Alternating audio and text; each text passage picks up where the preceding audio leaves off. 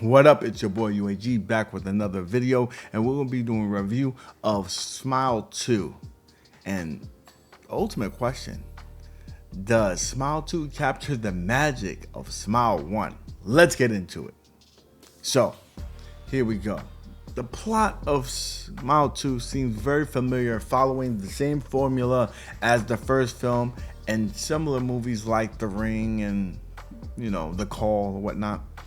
In essence, you have this cursed entity that latches onto people who witness a murder, feeding off their darkest thoughts before eventually taking over their minds.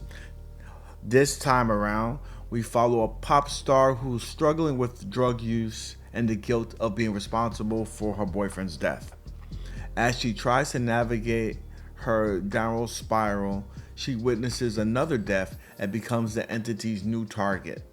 The film takes us through her psychological unraveling, seeing her fame, drug addiction, and guilt collide with the curse of the horror.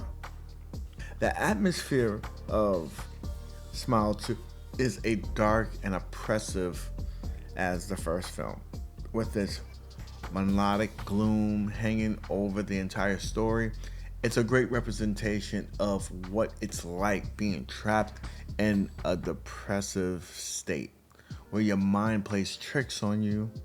The movie toys with reality, constantly making you question whether what the character is seeing and experiencing is it real or is it imagined, which adds to its unnerving atmosphere. That confusion of what's real is central to the movie's vibe. The pop star is a fascinating character, almost a representation of someone like a Miley Cyrus, exploring what it's like to grow up in fame and feel its crushing weight. Naomi, she's a standout for me in her relationship with her mother, who also serves as her manager.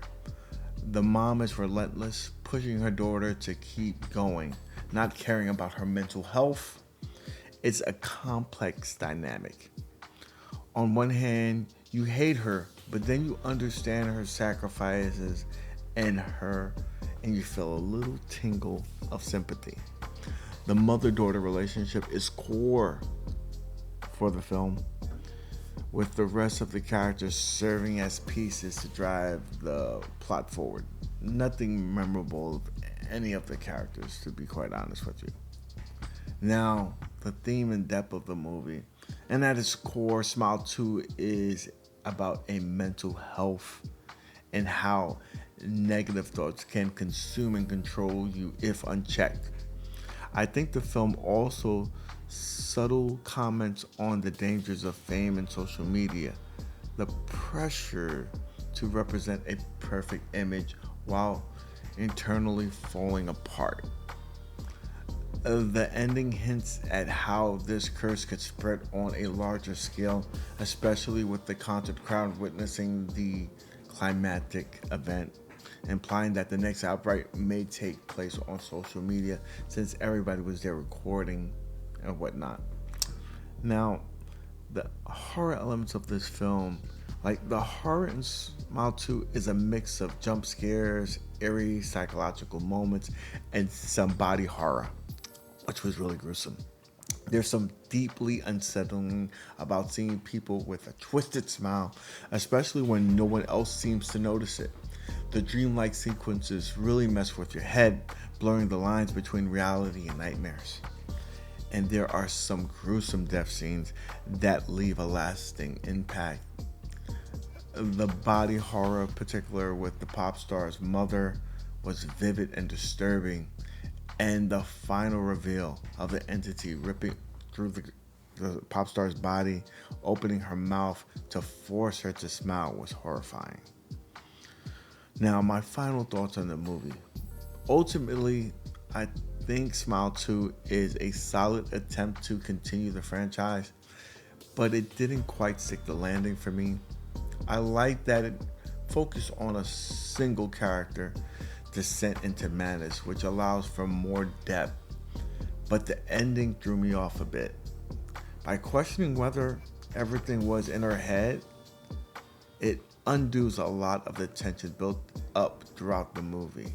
Still, the potential for a larger viral pandemic of the curse is an interesting idea. And it could lead to something bigger for the franchise if it continues. I like that aspect. Now, I'd give Smile 2, I would say 2.5 stars. It's a decent horror flick, perfect for Halloween, but would I say it's a must-see? You could definitely wait for it to hit streaming. It's worth the watch, but it doesn't hit as hard as the first movie. And to be quite honest, that's a hard, task. It was unexpected. Now we expect something better since we've seen the first one, and just ask Joker 2. Sometimes it could be a miss.